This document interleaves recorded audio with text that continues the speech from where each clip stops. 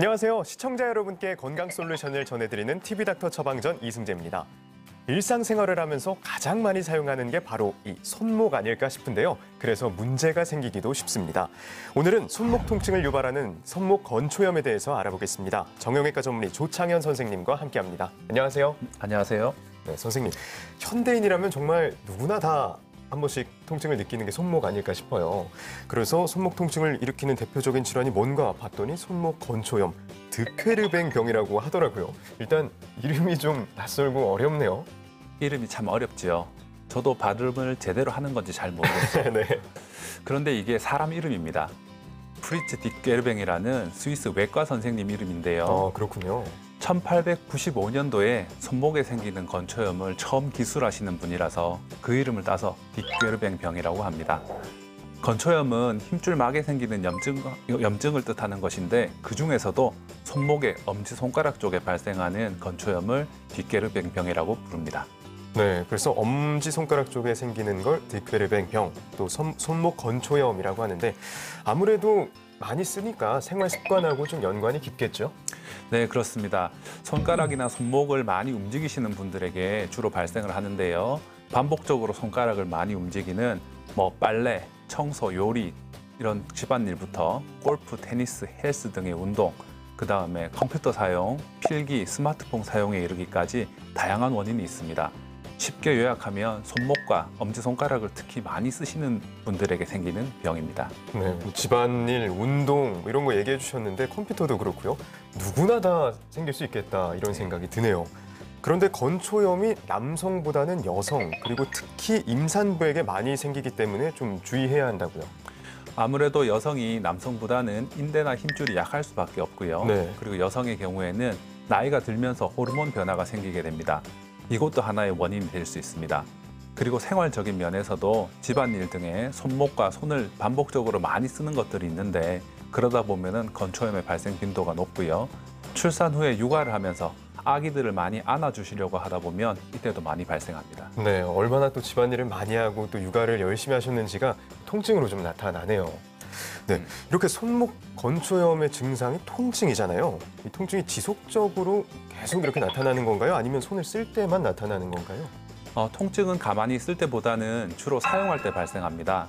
이유는 힘줄 자체는 통증을 잘 느끼지 못합니다. 네. 그리고 그래서 이제 힘줄 주위를 둘러싸고 있는 막이나 아니면 주변에 있는 연부 조직들이 통증을 느끼는데 엄지손가락을 들거나 올리거나 벌릴 때 손목에 이제 좁아지는 부분을 힘줄이 통과하게 되는데 이때 힘줄막에 염증이 생깁니다. 이로 인해서 통증이 생기는 것입니다. 그래서 그 힘줄 자체보다 주변에 막에서 또 통증이 일어나니까 네. 움직일 때 통증을 느끼는 거군요. 네, 그렇습니다. 알겠습니다. 손목 건초염인지 아닌지 이걸 알 수 있는 자가 진단 방법이 있다면서요? 핑켈 스테인 테스트라는 방법이 있습니다. 이것도 이름이 좀 어려운데요. 네, 뭐라고 하셨죠? 핑켈 스테인. 핑켈 스테인. 네. 예. 이것도 이제 이 검사 방법을 처음 소개해 주신 의사 선생님 이름에서 유래된 이름입니다. 엄지손가락을 굽히고 나머지 네 손가락을 접은 다음에 손목을 꺾게 되면 엄지손가락을 사용할 때 쓰는 힘줄이 늘어나게 됩니다. 네. 이때 만약에 손목에 건초염이 있다면 아주 심한 통증이 발생하게 됩니다. 손목 통증과 관련한 사연이 도착했습니다. 선생님께서 사연을 들으시고 처방 내려주시면 됩니다. 네, 알겠습니다. 네, 사연 들려드릴게요. 네.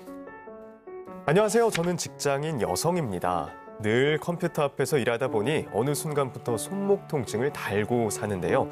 저는 손목이 아프면 이거 손목 터널 증후군이겠구나 이렇게 생각했었는데 저와 함께 일하는 동료가 병원에서 손목 건초염 진단을 받았다고 합니다. 손목 건초염과 손목 터널 증후군이 같은 건가요? 아니면 아예 다른 질환인가요?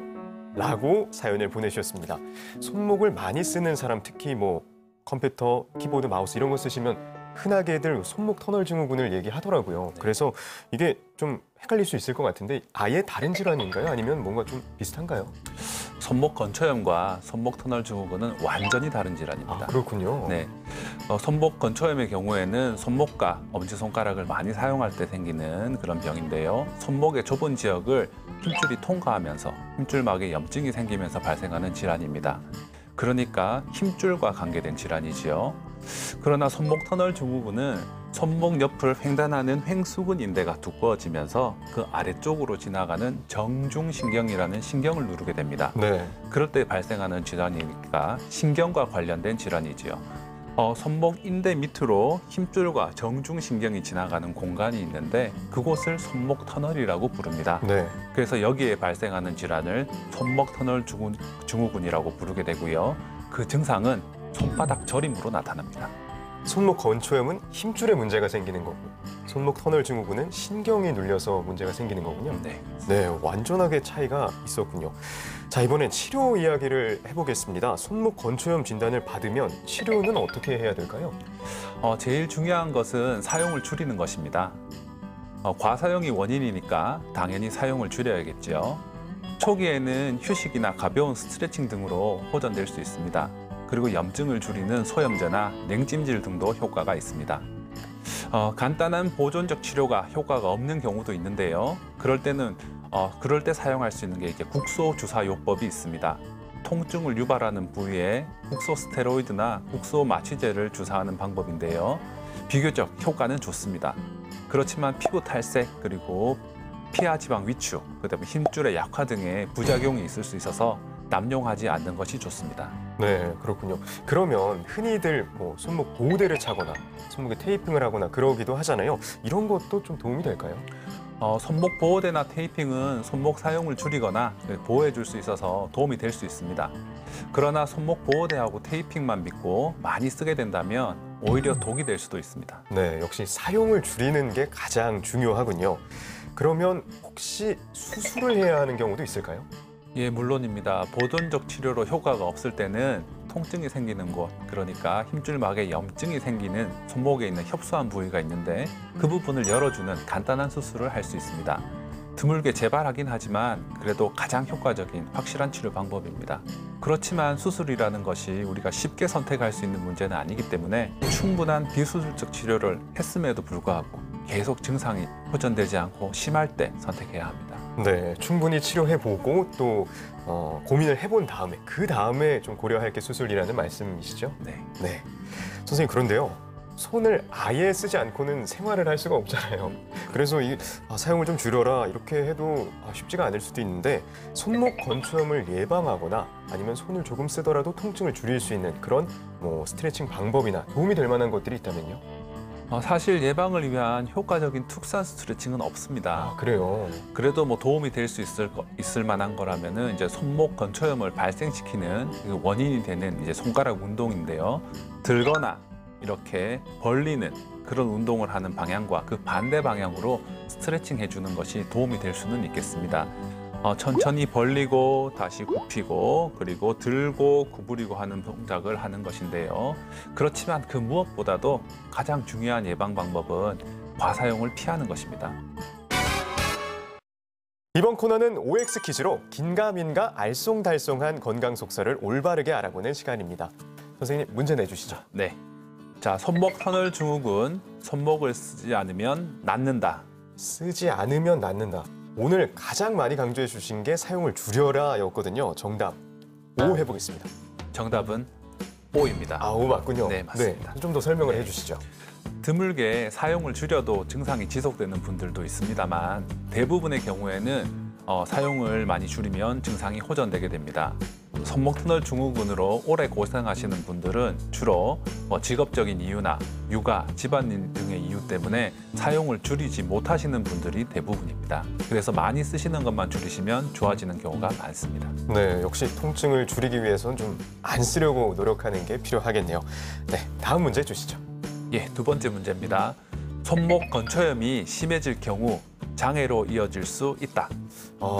한번 생각을 해볼게요. 손목 건초염이 생기면 일단 좀 움직이는 게 불편하고 제한되죠. 그래서 이게 심해지면 못 쓰는 장애가 될 것 같네요. 네, 답 O로 하겠습니다. 정답은 X입니다. X군요. 그럼 이게 심해진다고 장애가 되진 않겠네요. 네, 그렇습니다. 손목 건초염이나 테니스 엘보, 족저근막염 등은 일, 운동 등을 열심히 하시는 분들에게 생기는 일종의 과사용 증후군입니다. 네. 이때 발생하는 통증은 일종의 몸의 보호작용이라고도 할 수 있는데요. 과하게 사용하게 되면 이제 그러지 말고 이제 좀 쉬시라는 우리 몸이 우리에게 보내는 신호입니다. 만약 통증이 극심하게 악화되면 사용하고 싶어도 아파서 쓸 수 없게 되고요. 이때 염증이 가라앉으면서 증상이 호전되게 됩니다. 장애가 생길 만큼 극도로 나빠지는 경우는 아주 드뭅니다.